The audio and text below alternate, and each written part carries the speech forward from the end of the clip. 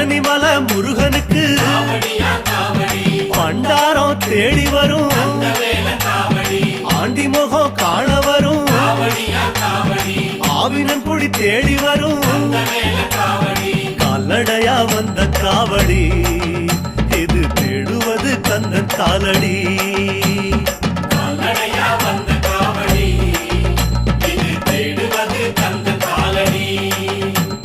பழுத்த பழம் தேடுதப்பா பாலதண்ட பாணி கேட்ட